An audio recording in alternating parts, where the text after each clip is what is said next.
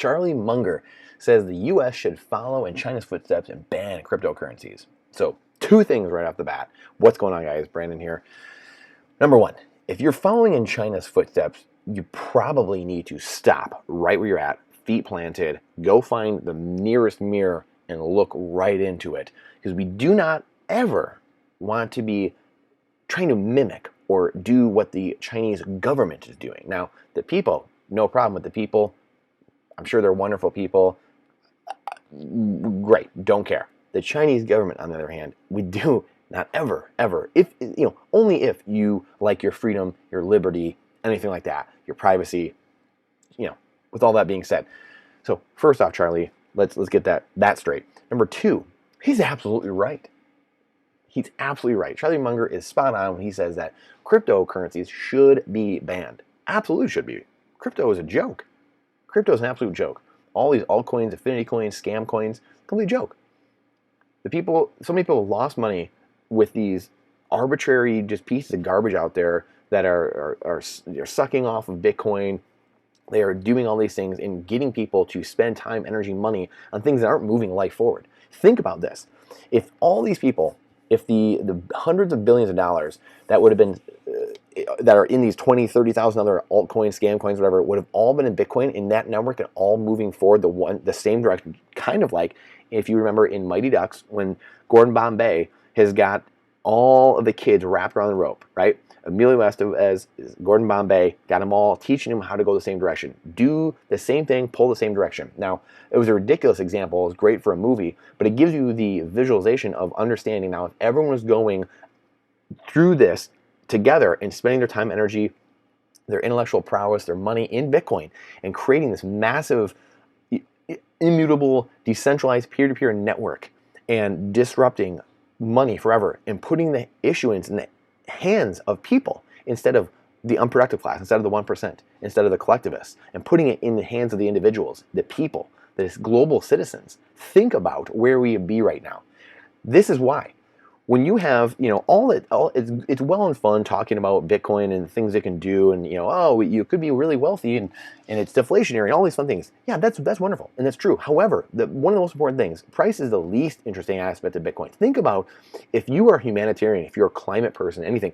The methane flaring that's being captured, the stranded energy that's being captured by Bitcoin miners, the way it's stabilizing grids, modernizing cities, even making cities. People are starting to coalesce now around miners, areas that you never could electrify before because of Bitcoin mining. Think about the underbanked, the unbanked. Think about the man, the woman in San Francisco that has nothing, no assets, no home. The couple in Nigeria that are being forced these, again, garbage, crypto, blockchain, e-naira, CBDCs by their government, or the person in Thailand or Argentina that has these incredibly crazy, Lebanon, these incredibly crazy inflationary bouts where the government just devalues their currency right overnight, just revalues it, boom, 90% gone, done. Well, that's gone. With Bitcoin, that's gone. You are saving these people. All the countries in Africa where Bitcoin is exploding, you're giving these people the ability to, Rwanda, Ghana, like I said, Nigeria, all these countries that literally had nothing, they had no chance other than the IMF coming in and giving their country more currency to just have just straight thievery and stealing their resources, their time and energy away from them and enriching the few at the top that are striking the deals with the IMF. And again, if you don't believe me, go read Confessions of an Economic Hitman by John Perkins. He's got multiple books talking about this very thing. Alex Gladstein talking about video after video with the IMF. He's with the Human Rights Foundation talking about how the IMF, the Bank of International Settlements, all these NGOs, the WHO, the World Economic Forum, all these people are all in this together. The World Bank, they're all doing this and enriching themselves, the 1%, the 1% of 1%, and enslaving the 99% through inflation. Inflationary fiat currency systems allow this to happen. John Maynard Keynes, again, knew not one man in a million can detect inflation. So, Charlie, you are spot on. We should absolutely be banning all these cryptocurrencies because they're securities. At the end of the day, they are just rug pulling people, Ethereum all the way on down. They're securities. These proof of stake, there's a couple proof of work things, I believe Doge, maybe Ripple, but they're so insignificant that they don't have path dependence. They have nothing. They're not being built. The miners is just, there's such nascent ability to do anything, that Bitcoin is the one. And if people were on that chain and in that protocol and all just working on that, think about the freedom and the liberty that every single person in the world would have in the standard of living. You would create this rise in standard of living and prices coming down through deflationary money. We could have that. As Jeff Booth says, when you have abundance of money, you have scarcity in goods and services, like we have now, right? We have massive seas of currency printing all throughout the global central banks all across the world. A massive, massive problem of the printing of the currencies. However, when you have a scarcity in money, you have abundance in goods and services. This is something that, again, you're never going to be taught this in school, right? Charlie grew up in an inflationary world. He's only known the central bank was around 110 years ago. It was created here as a communist plank of the Communist Manifesto, a progressive tax, and central banking, 2 of the 10 communist planks of the Communist Manifesto from Karl Marx, right? So we have those. We have many others here in America too. We have almost all of them, but 2 of the main ones, at least in the money realm. And Charlie's grown up in that. Warren has grown up in that. There's a lot of good saying these guys have. There's also a lot of bad stuff they do too. They've put in their work to suck up to the money printer and make the connections and do the things that the average person just quite can't do simply, right? Most people can't just leave the job at McDonald's and just like, I'm going to go to Wall Street. I'm going to go befriend a bunch of lobbyists and befriend a bunch of bankers. These guys did that, and they started from an early age. They did that. That's great. That's well and good.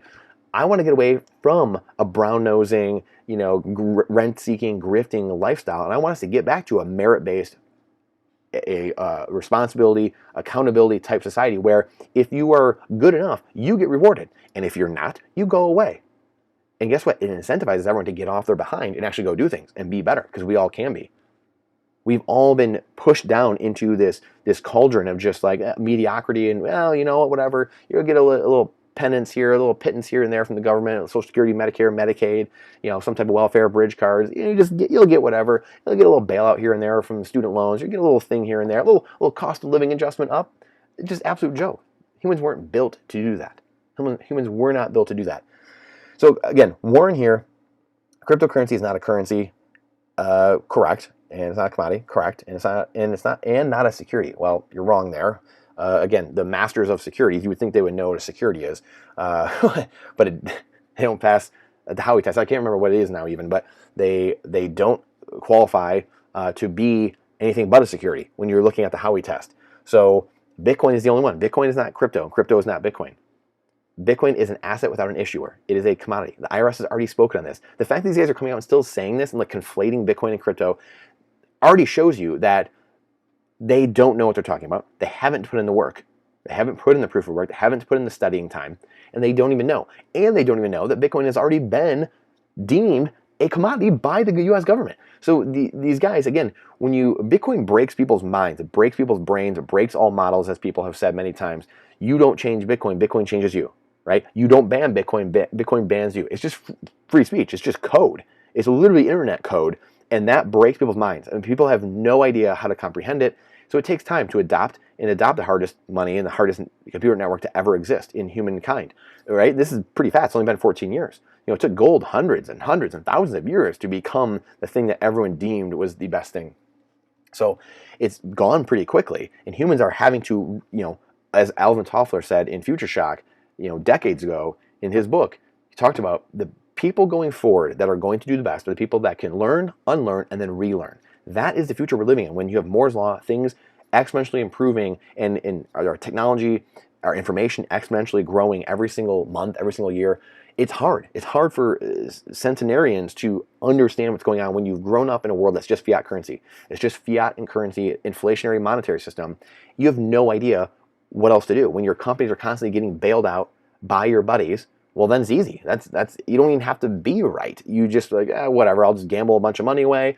Oh, we were right? Oh, great, we win. Oh, we were wrong? Okay, we'll get a bailout. Oh, let's do it again. And it's just over and over again. That's not how life is supposed to work. That's how you create a lower standard of living and higher costs for everybody. So, Warren, you are correct. Cryptocurrencies should be gone. And again, I'm not a huge proponent at all by any means of government imposing their will and regulations, whatever.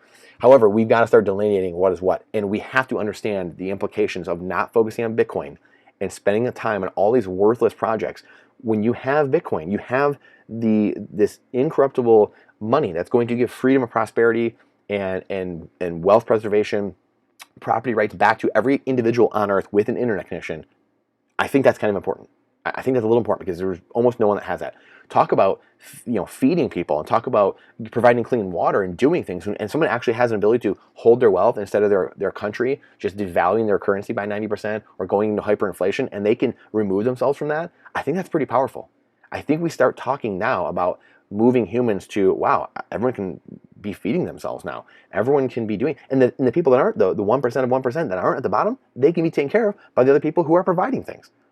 We get back to private charity. We get to back to how we were, like churches and charities and people actually providing for the local community. Instead of this globalization of like top-down government from the World Economic Forum, we go back to locales, to regions, and we have really probably thousands of nation states instead of 100, 200 nation states. It's going to break things apart. The decentralization of church and state, the decentralization of money and state, removal of money and state. Next things that are coming as well down the line are removal of child education from the state. There's a lot of things that are coming that people are going to realize in this next coming decades. What in the world are we thinking? So Charlie, you have some great things. I know you're an intelligent man. Sometimes we can be too intelligent, and sometimes it pays to be, a little less IQ and a little more EQ.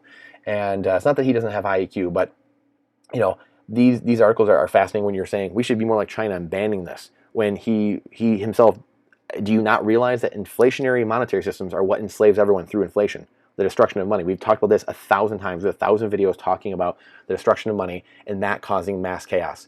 It's good for people that if they're losing cryptocurrency and they're trying to degen trade, then that's good. You should lose and you should learn lessons.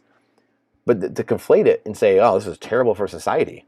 Are you kidding me? What do you think the current society is great? You think the fiat currency system, Warren, Charlie, Jamie Dimon, you think these are great systems? No, it's because you profit. You make billions off of this system. You understand how this system works. But the average person, 99% of people have no idea how the system works. They literally have zero clue. You need to get out of these fiat currencies and get into assets. Only a few percent of people know how to do that in an inflationary world. But if you're in a deflationary money, again, all you need to do is I go to my job, I spend less than I earn, and I can save an appreciating money. One that's it's deflationary, meaning it's more and more rare, also meaning you can buy more goods and services. Your money that you keep saving each month has more and more buying power. You don't need to be a degen trader at that point. You're not investing in AMC and GameStop and Dogecoin and all the other cryptos. That just goes away, completely goes away. So before I go any longer, please like and subscribe to this channel. Please let me know your thoughts here. These are controversial things. There's a lot of things going on in the world right now, but we have to sift through the signal and from the noise. We have to understand what's truly happening and how we can better ourselves and become a stronger, more resilient, independent person, family, community, so that way we don't need the clowns at the top, the unproductive class, trying to tell us what to do. We are becoming more decentralized, and they are floundering. They are the drowning man in the water, and they are trying to do anything they can, health passports, this and that, all these digital things, CBDC, social credit scores, just so they can try to track every single last person and keep you in their control. But that's not going to happen. That dog don't hunt here. So I appreciate you. Please like and subscribe to this. Please share it with someone you think might need to hear this or agree with it or whatever. We can battle out in the comments if they don't. And I appreciate your time and your energy. It's the most important asset we have. Time is Bitcoin, and Bitcoin is time. Charlie is going to understand that at some point, that you have to make that fair trade. He knows about those trades. Finite time for finite Bitcoin. The only two finite assets I know of. So why would I trade my finite time for anything else? Why would I trade my finite time for infinite blades of grass, for infinite pieces of paper, infinite digits in the computer? Doesn't make sense to me. I appreciate you so much. So much. Please, like I said, like and subscribe. Please share this out. It's not financial advice. This is freedom advice. I'll see you on the next one.